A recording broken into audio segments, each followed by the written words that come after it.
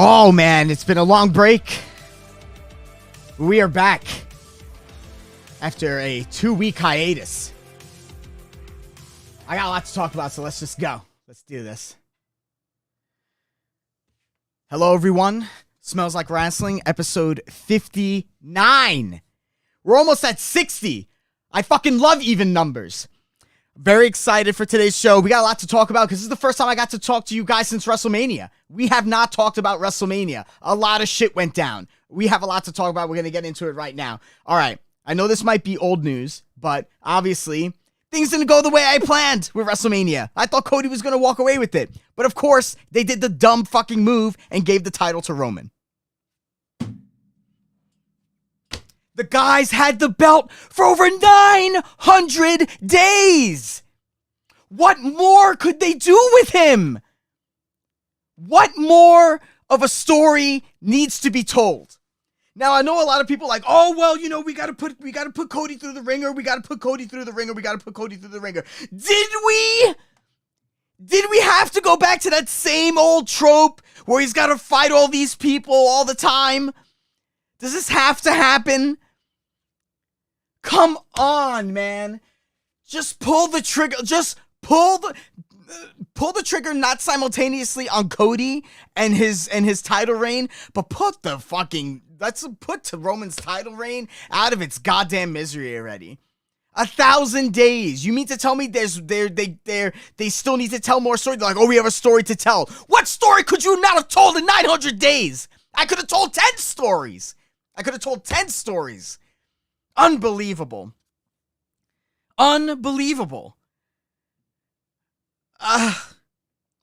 You know? So, I mean, hey, they did it right with Sammy and with Kevin, and they won the tag titles. Like, that's another thing. Like, all the pieces were in place for the full, total breakdown of the bloodline.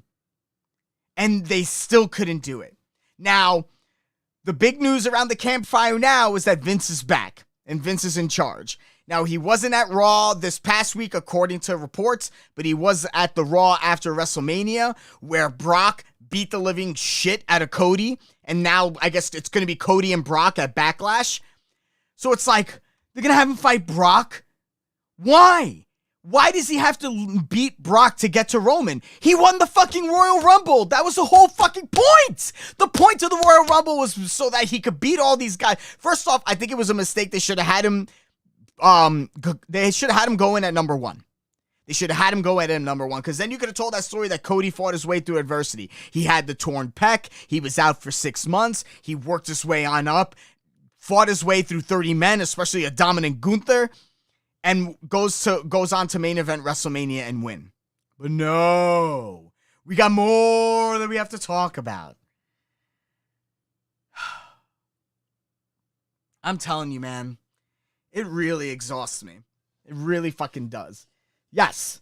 RJ filling in the chat. That's my boy Process. Roman's title reign has grown stale at this point. What more can they do? You know what I mean? And now Roman's just gonna sit on the title, not defend it. It's not gonna be on television. He'll show up every once in a while for a promo, and then what? Who's he gonna fight? Who's left? There's nobody. It was just Cody, and now Cody has to fight Brock.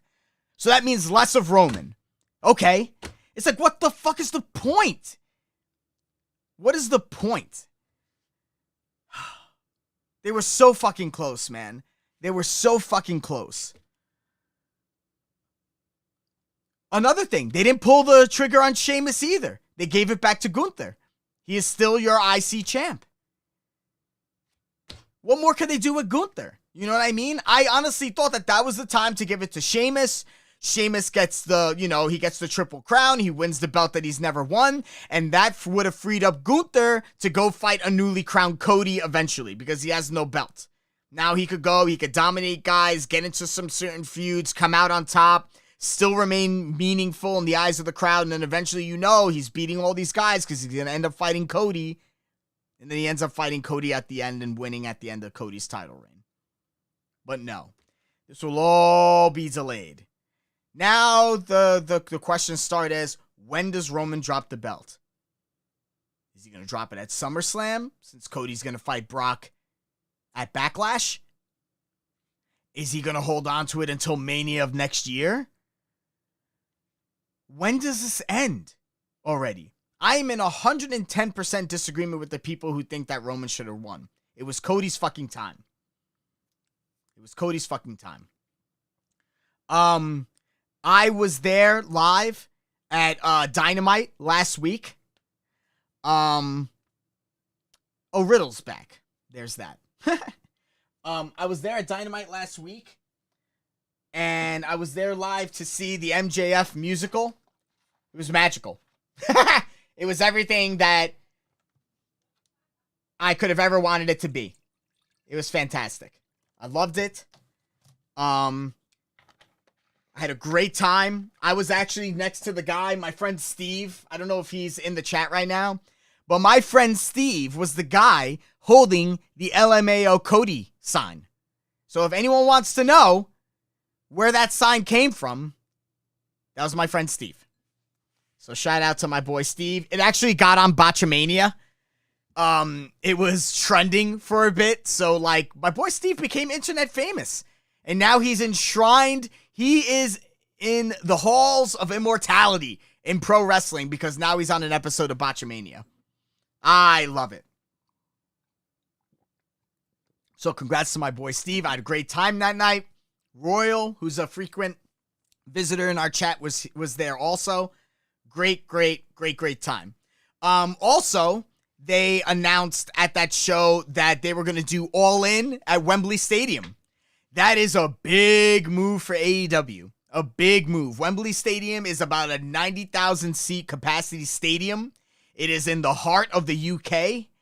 What are they going to do? I mean, from what I hear, the pre-sale tickets are strong. I think some of the people who signed up, they didn't pre-sell, so they haven't sold the tickets yet, but the interest garnered is about 25,000. So already they're almost a third of the way selling out. Now, I feel like as the card is being constructed and announced, they will sell more tickets. I don't know. I'm not sure whether or not what the strategy should be on that, because I feel like if you put out the card too early and it ends up being a card that not a lot of people like, it's possible that fan reaction could make alterations in the card. Here's my opinion on the matter. If I was Tony Khan, I would do WrestleMania-esque booking for this show. You put on every single fucking dream match that you possibly can. You want to do Daniel Bryan versus Zack Sabre Jr., that's where you do it in the UK. You want to do Kenny Omega versus Will Ospreay for the IWGP United States title, you do it at Wembley Stadium. You want to do, now there's rumors that CM Punk wants to come back. Do you do CM Punk versus MJF at Wembley? Abso-fucking-lutely you do. Abso-fucking-lutely you do. Despite my personal opinions on CM Punk, he is, if I'm looking to make money and I'm putting my personal feelings aside, I'm doing MJF versus CM Punk at Wembley Stadium. I'm doing FTR versus the Bucks for the titles at Wembley Stadium. I am doing every single major match that I could fucking do, and I want to get 90,000 in that arena, because that is something that Vince and the WWE, that's something that they can't take away. You would have effectively sold more tickets than Clash at the Castle. You would have beat the WWE in the UK. Now, a lot of people say, well, there's probably not going to be a lot of fanfare when it comes to this. Why would you put all these people out there that, why would you put these dream matches out there? And here's why I say why. In Europe, it's different when it comes to travel. It's a lot easier for people in Europe to get to London. A lot easier. The flights aren't as expensive. There are multiple ways of getting there. So it's not just the UK that's going to be showing up.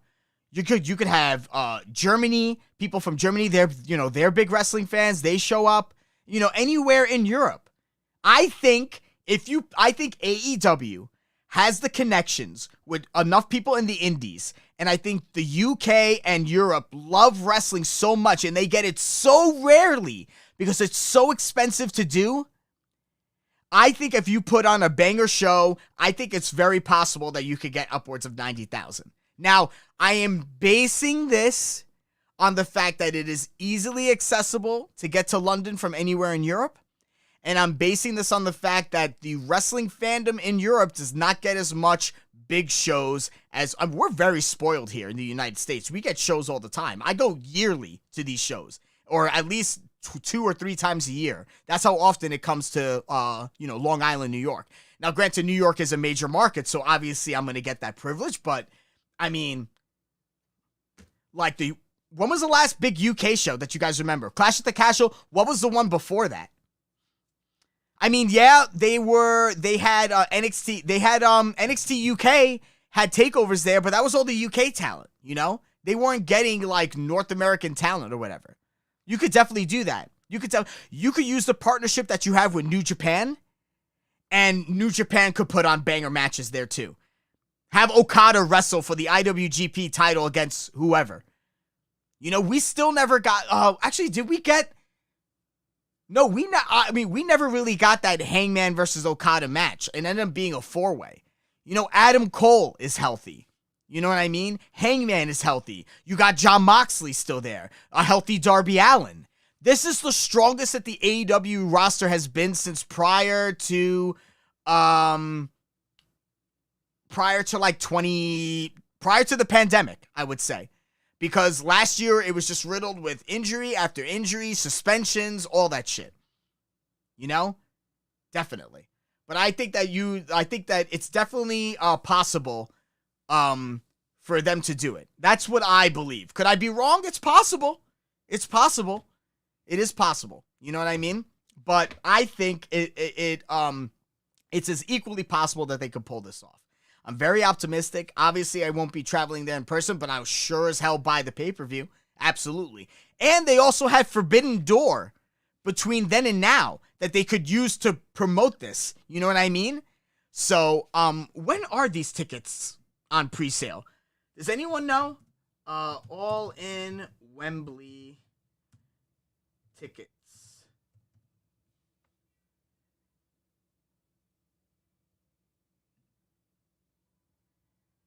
Okay, so this show is going to be August 27th, and the tickets are going to start going on sale to the general public May 5th, 9 a.m. British Standard Time. So, we do not know. I do not have any idea as to how many tickets, how many seats that Tony bought. So I don't know if they're aiming for the full 90,000. It's possible that they could be just, they might just say like, hey, we're going to have 40,000. If the 40,000 sells, we're going to open up a couple thousand more. Like, I'm not sure how it works. I'm not well versed in that, but I think it's very possible. Reaper in the chat, May 5th. Which would be midnight in America? Okay, so midnight on the 5th. We'll see. We will see. But it is definitely a strong possibility. I'm very optimistic. I would love to see a big show like WrestleMania done and catered for a fan like myself. I loved WrestleMania, don't get me wrong. Like, there were a lot of great matches. I'll be honest, as much as I have beef about Logan Paul, I enjoyed the Logan Paul match. I enjoyed the triple threat match that Sheamus, McIntyre, and Gunther had. I loved the tag match. Even though I wasn't in agreement with the ending of the Cody match with Roman was awesome. Ray and Dominic was great. Charlotte and Rhea was great. So there were a lot of great, like, I loved WrestleMania, but I would love to see the other half of wrestling, the outside of WWE have a big show. I think it would be great. I think as a fan, it would really feel great to see that many fans turn out for that kind of wrestling. It almost feels in a way like, not like a vindication, but a seal of like, yes, what I like can make it on a large stage. And I think a lot of fans like me think that way. And there's nothing wrong with that, you know what I mean? But I think it's healthy for the industry too. I think that wrestlers now could see, hey, there's a chance that we could go someplace else and have that kind of Mania moment. You know what I mean? I think that opens it up for more pro wrestlers to have that moment. And you know what? If more wrestlers are able to have that moment and get paid, that's good for the business. That's good for everybody. Everybody. That means if you're a WWE person and eventually someone from that roster ends up going over to AEW and New Japan, it's not like you're going to miss out on seeing them on a grand stage. You know what? I think that's really promising that more opportunities like that could be offered. So I'm very, very excited for that. Very, very excited. And I'm also, I am of the opinion that they need to start numbering the Forbidden Doors. It should be Forbidden Door 2. I think like it's been a while since anything's been numbered. The only thing that's been numbered is WrestleMania. You know what I mean? I think that AEW should have something special that's numbered that you could commemorate that's done annually. But maybe that has something to do with their contracts with New Japan. Maybe it's not possible. Maybe they don't want to number anything if they know it's not going to be in perpetuity. So I'm not sure. I'm not sure. But AEW is having another show on Saturdays. I don't watch Rampage anymore, guys. I'm sorry. It's just not booked in a way that I feel like it's must-watch television. To be quite honest, I'd rather be sitting at home and watching a shit ton of Formula One at that point in time, because I'm addicted to that shit right now. But, you know, I would like to see Rampage booked a little bit more seriously, where things that, but I understand that that it's tough to put important things on Rampage when it's not always live, because immediately when everything's done, obviously people there are going to post it online and they're going to be spoilers, and it kind of does affect the watching of it. I mean, listen, I avoid all that shit. If something happens live on Rampage or taped on Rampage, I am not privy to it. I have no idea. I mean, it's easy when you don't have like any like real social media or whatever, so that flow of information isn't like at me, so I could choose to kind of avoid it.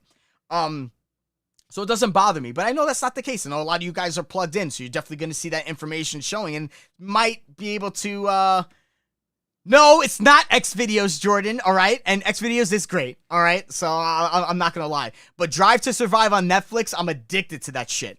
I'm addicted to it. I can't fucking stop. Jordan, send Bruce! Dude, when are we going to go? First off, when are we going to go to a show again? Because you big league me and end up getting these awesome seats and I can't sit there with you. That's number one, because you're with Bruce. And then secondly, when are we going to play Warzone, dude? I'm a fucking savage at that game. I play to win. Like, if you're like that, man, I need that shit on my squad. I need killers. I need guys who want to fucking win at all costs. At all costs. So if that fucking shit happens, man, stop leaving me out to fucking dry, bro. Stop it. All right? Stop playing games with my heart, my dude. Jesus H. Christ. Are we going to go to Grand Slam? It's in, you know, we're going to go together. We got to go beforehand. We got to get some freaking steak. We got to drink some beers. I get to meet Bruce for the first time. That's going to be awesome. Then if you want to sit in the, you know, super special Bruce seats and I end up sitting with the rest of the poors in the upper deck, that's fine. Let's meet up, bro. Let's be friends, homie. You know? Come to my house for a pay-per-view, dog. Yes. Let's go into ranked for Warzone. Yes. I'm excited. I'm busting your chops. But I miss you, dude. Me and Jordan, like, you know, we were freaking in the trenches together at work, you know? Oh, yeah, we definitely got to hit a Met game, too. Yeah, absolutely. Even though they're playing like shit, I would definitely go there, and we should definitely have a few beers together. Absolutely. But bring Bruce. Whatever we do, just bring him. I want to, like, I might, like, bend the knee to him, all right? So, like, you know, like, is there a ring that he wears? You know, should I kiss it when I see him? You know, like, that's what I need to know. That's what I need to know. But whatever you do, just bring Bruce. All right? Just bring him. Oh, my God. What else is there? Am I missing anything, guys, aside from what happened on Dynamite? I think that's it. That's all the major news, you know? Oh, I mean, recently it's the whole, like, CM Punk might come back. CM Punk wants to come back. Hey, man, listen. You know what? If you could come back and you could stop being an asshole... Cool, man. Awesome. Home team. Great. I appreciate that. That would be great. But if you're going to be an asshole, man, then stop. All right? Because that young talent that you were talking about in your first promo, you're the ones they're the ones that get hurt when you do stupid shit. But, man, you're a needle mover, and you'd bring good business, And you definitely help Wembley get to the fucking 90 if you were on that card. You MJF for the title, you know? That'd be great. That'd be really fucking great. Anywho, let's talk about tonight's Dynamite. It was alright.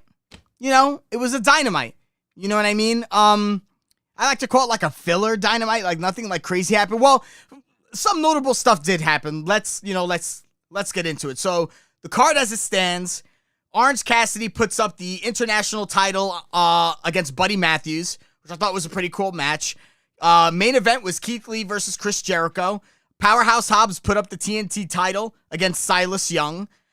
Swerve Strickland versus Darby Allin opened up the show. Riho and Sky Blue, who was newly signed to AEW, versus Ruby Soho and Tony Storm of The Outcasts. MGF is contractually obligated to appear in Milwaukee, which I love that little taste they had forcing him to be in Milwaukee because he doesn't want to fucking be there. And Jon Moxley and Claudio Castagnoli of the Blackpool Combat Club face the last two remaining members of the Elite, the Stooges, Brandon Cutler and Michael Nakazawa. And you could already know by how I said that, how that fucking match turned out. They got killed. Anywho, let's start the review of tonight's show. Darby Allin opens up the show, defeating Swerve Strickland. He was accompanied to the ring by Prince Nana and Brian Cage. Brian Cage, part of the six-man ROH champions, has now aligned himself with Mogul Affiliates, so they are now one big group. I forgot what the name of Brian Cage's group was. Oh, the Embassy. So they joined together last Friday on Rampage. Great match. Strickland avoids a coffin drop.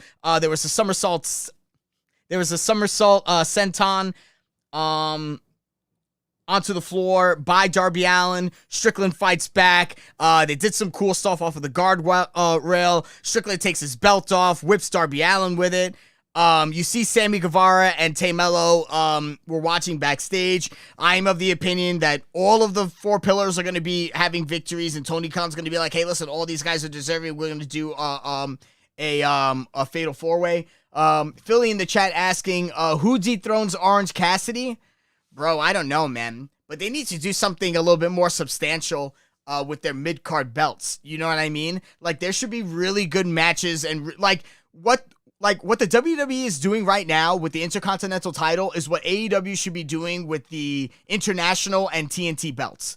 100%. That title fucking means something on when you watch like Raw and SmackDown. Gunther has made it mean something. His reign has made it mean something. The dominance of Imperium has made it mean something. And there has yet to be a champion outside of maybe Cody and maybe Darby Allin to make that title worth something. So, you know, something needs to, those titles need to be better booked. I feel like that should be definitely like great feuds. All those should be like blood feuds or like workhorseman matches. So, I don't know. But anywho, Darby Allin wins the match, stacks up another win on his quest to getting a AEW World Title shot. MJF's music hits. It goes to commercial break. MJF, Darby, and Sting had a whole big confrontation. MJF basically does his whole shtick. He calls the crowd Milwaukee. He basically shits all over them. He congratulates Darby Allin on his win without Sting's help. Obviously, this has been a growing theme when it comes to MJF talking about Darby. Everything is Sting this and Sting that. MJF called their match at Full Gear in 2021 one of the best in AEW history, which I do fucking agree with in terms of a technical wrestling match and the story they put behind it. That match was fucking awesome. That was one of the best matches on that card, which is another reason why I think Darby Allin is going to be the one to take the belt off of MJF, because I think out of all the four pillars, the guy who had the best match with MJF is Darby Allin. and that was when MJF beat him with the headlock takeover, because the whole lead up to that match was that MJF was a better wrestler than Darby Allin. So and he was all emotion. So MJF was trying to like poke and prod him, and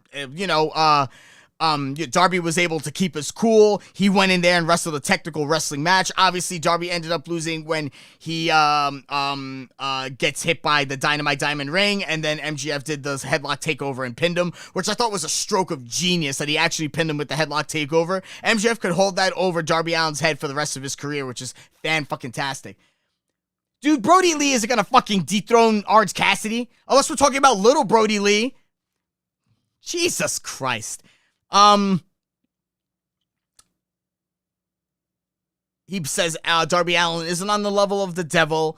So Darby Allin asked MJF is he happy? 6 years ago, they wrestled in front of 30 people, and MJF was miserable. And he's still miserable now. Darby Allin says he was miserable, but he sought out therapy. It helped him, and he used money from AEW to buy his parents a house, and he's been doing great. Great. He's like, Sting isn't his father, but he is one of his best friends. And he said this is just MJF's 15 minutes of fame.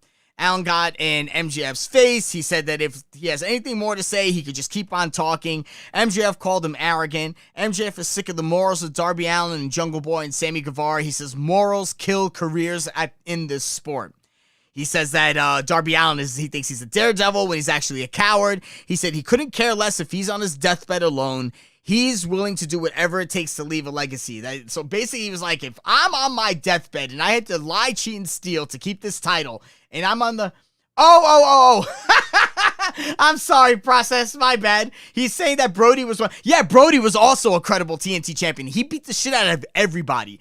And I also thought that the shit that he was doing on BT was further like pushing him as a really great TNT champ. Like, he was a serious psychotic asshole on television, but he was a really funny, serious psychotic asshole on BTE. So yeah, Process, I agree. Another guy who brought prestige to the TNT channel is the late great Brody Lee. You are correct. I'm sorry. I'm sorry that I thought you would say Brody Lee was gonna challenge Orange Cassidy. My bad, dude. So what did he say? So he said he's gonna be the greatest of all time, and Darby Allin's gonna be Sting's bitch. This led Sting to come out, and this is when things got interesting. Sting he does a call back to a promo that Darby Allin cut saying that it was daddy daycare, and Sting was basically Darby Allin's daddy taking care of him. He said he doesn't view himself as a daddy daycare kind of guy, but more of a cheerleader. And Sting just starts taking pom-poms out of his jacket and throwing them at MJF. And he was just like, oh, and I want to talk more about Cody Daycare. And he went... And basically it was just like, yeah, I remember Cody. Cody was a cheerleader for you, just like I'm a cheerleader for Darby Allin. And just like Ric Flair was a cheerleader for me. And he was like, and Ric Flair helped me start my career, and I became the Crow, and I did Wolfpack, and I did Joker. And he's like, but he just doesn't have the thirst for the world title anymore. He's like, basically, Showtime is coming to an end for the Stinger. Which makes me sad. I'm a big Sting fan. I remember I only wanted to watch Nitro so I could catch a glimpse of Sting coming down from the Raptors and beating the shit out of the NWO. And I can't tell you how heartbroken it was that they couldn't just give this guy a clean victory over Hogan at Starrcade 97. But hey, he won the title, and it still ended up being like, well, the company kind of collapsed after that. But that's not any fault of Sting's, because WCW is run by a bunch of assholes. But I love Sting, and I'm going to be really sad when he finally hangs up the Spurs and stops wrestling. But he said that Showtime is going to be starting for Darby Allin. He told MJF that Darby Allin is going to become the AEW World Champion, mark his words, that he said he's going to be the one to end MJF's reign of terror. And MJF pretty much did what MJF does, spit in his face and left. Powerhouse Hobbs defeats Silas Young to retain the TNT title. Silas Young, in front of his hometown crowd, got mowed down. This was really to set up the bigger story that Wardlow returned. He destroyed Hobbs' car, came outside, got into a huge fight with QTTV, power bombed everyone through the stage, and that was pretty much it. They cut a video package on Bullet Club. Oh yeah, that's right. I forgot. Jay White returned at the show that I was at. AEW. Jay White is now All Elite. I thought that out of Jay White and Will Ospreay, I thought that Jay White was going to go to the WWE, but I'm assuming the whole stuff with Vince, it kind of ended things with that, because now, honestly, Triple H can't make any guarantees to anybody anymore. His word is not worth anything. I'm not to say that Triple H isn't a man of his word, but there are people more powerful than him that can override his decisions. So, Jay White, All Elite. And they talked about Bullet Club a lot. Will AEW have its own Bullet Club? I hope so. He is obviously teaming up with Rock Hard Juice Robinson, and both Bullet Club members. So they said that they got one over on Ricky Starks. Obviously, there's going to be something going on with Ricky. I'd like to think that Ricky might turn heel and join Bullet Club. We'll see. Because Juice Robinson, Jay White, and Ricky Starks, that's kind of a cool trio. And they could be a Bullet Club trio, but we'll see. Orange Cassidy defeats Buddy Matthews to retain the international title. Pretty solid story. They were selling the hand, talking about how Orange Cassidy broke his hand and all that good stuff. Orange Cassidy wins again. I honestly don't know who is going to take the belt off of this guy. They did a quick video package for Christian Cage and Luchasaurus. Luchasaurus has some new gear. I honestly don't care until there's something to care about. Renee Paquette's backstage with the Best Friends and Orange Cassidy.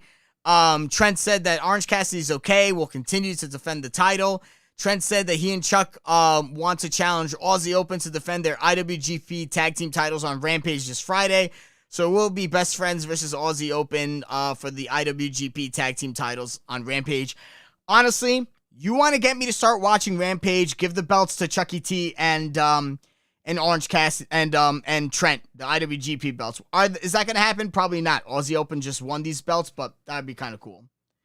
I don't know, Malachi or we have Process in the chat asking, would Malachi be the one to take the belt off of Orange Cassidy?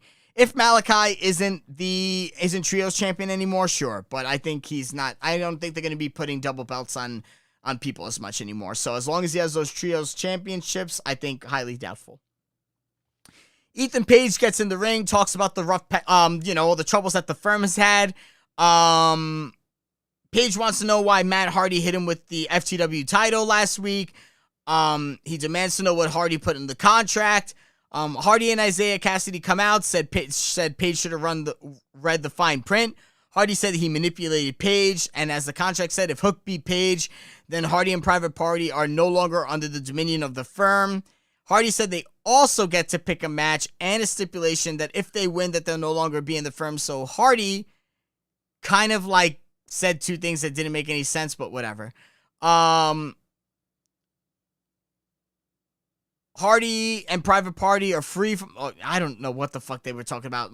I think Hardy's had a lot of concussions, so whatever. Page said there's more than just Page in the firm. Big Lee and Lee Moriarty came out, attacked them. Hook made the save, but there were too many members of the firm, and they got overwhelmed. And all of a sudden, I'm seeing this, I'm like, Jeff Hardy's going to come out. And sure enough, fucking Jeff Hardy comes out. His music hits. The crowd goes wild. He has a chair that he painted.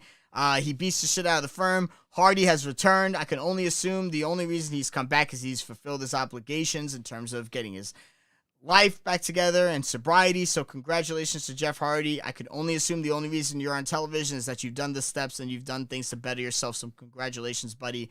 It's hard to come out of the hole the first time, but it's even harder to come out of it a second, and a third, and a fourth time. So congratulations, my dude. Much success wish to you. Keep sober. Keep being successful. The company and your brother would definitely benefit from it, and I think you would too. So congratulations. So there we go. The Hardys hug. They had a huge ovation. Awesome. I'm seeing a lot of pieces coming back to AEW, and it makes me feel really good because when that roster is full and they have a lot of people, there's a lot of possibilities of what they could do with it. All I think they need is someone who just manages their television time and storylines a little bit better. Again, I think Tony Khan needs a couple extra hands to work primarily with certain stories, And all it has to do is just go over to him. He gets the approval on it, and it's all good. But I think someone should be there to work out the finer points of a lot of people's storylines. I think it would do them a lot of good. Kenny Omega comments from his home about the attack from the BCC. Omega thanks the doctors for helping them out. He understands why the Blackpool Combat Club did what they did. They obviously want to make headlines. I mean, that makes sense. You go after one of the top teams in AEW. Yeah, it's obvious you're looking to make a statement. Omega says he takes personal what they did to Don Callis. He said, Don may not be likable, but Omega still calls him family. He's like, this isn't blood for blood. When Omega sees him next, it'll be much worse. This ended up culminating into the next match. Jon Moxley and Claudio Castagnoli obviously defeat Brandon Cutler and Michael Nakazawa. Moxley and Castagnoli come to the ring with Claudio. Nakazawa and Cutler, they didn't go quietly, but they still got the crap kicked out of them. The return of the Elite was the big story. After they were all destroyed, Moxley took the mic. He said the Elite and Don Callis had glass jaws. He said that they are the Elite in All Elite Wrestling. Omega's music comes out. He's taunting them. While the Blackpool Combat Club were distracted looking at Omega, the Bucks made a return. Super kicks onto the both of them. They beat up everybody. The BCC retreated. They also put out a screwdriver. Obviously, that was to talk about, what they had done to Hangman, gouging his goddamn eye out in front of everybody, which I think also happened at the show I was at. A lot of stuff. It definitely should probably make some... Next time I go to a show, I'm probably just going to say we're going to do a late night podcast. This is way too much to remember. Maybe I should write some notes, right? Doing it off the cuff has its negatives. Tony Storm, Ruby Soho, Ruth Soraya defeats Riho and Sky Blue. Picture-in-picture match. Nothing more to say. Man.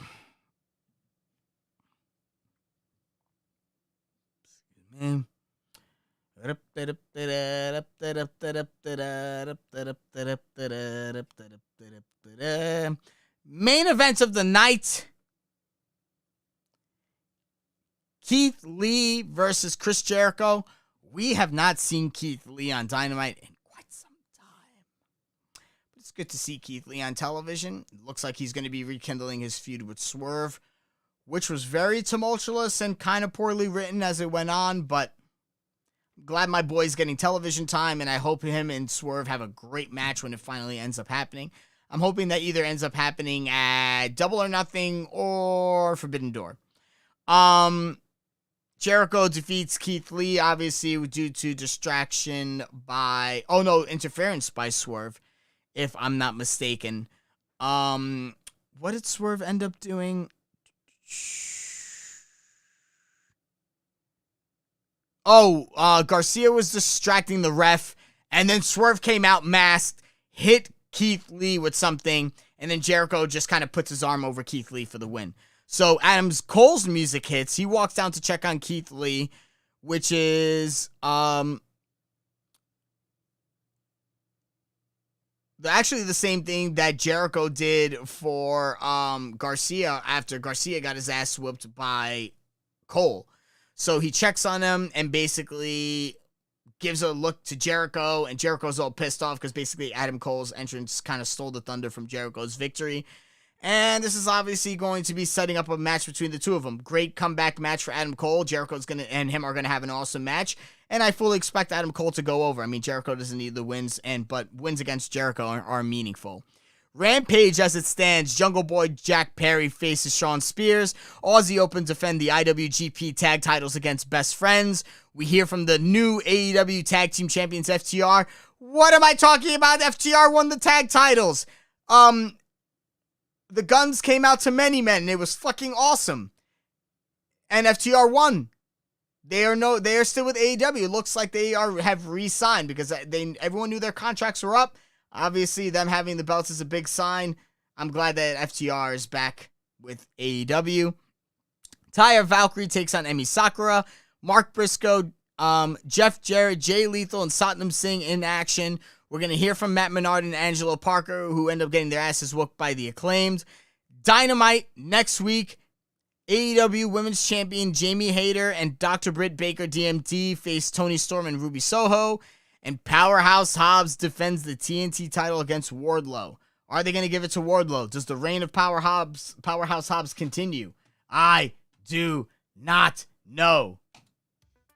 I am shocked I got through all this in under an hour.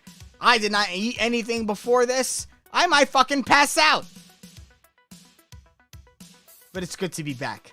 I love doing this. And actually, we had a great turnout tonight. Thank you to CMS Reaper for talking in the chat. I appreciate it. Jordan, love it when you're always here, brother. Thank you very much. Process, as usual. Thank you, my dude, for being in the chat. I love your questions for the group. Keep them coming. It always makes me, it always has me thinking. And I always like to fantasy book for you. So I appreciate that, brother. Next week, episode 60. We'll probably have more to talk about because there's always something to talk about in the world of professional wrestling. I cannot wait for to talk with you guys again. I cannot wait for the continued success and growth of the podcast. Like I say, we're only in beta, people. The show will only get bigger and better, and I plan to make a huge mark in the pro wrestling podcast community. I cannot wait. Continue to stay on the ride with me, people, because it ain't over yet. Thank you very much for everyone who tuned in. I'm signing off for the night. I'm getting me some McDonald's, I think. I'm going to treat myself. Take care, everybody. See you next week.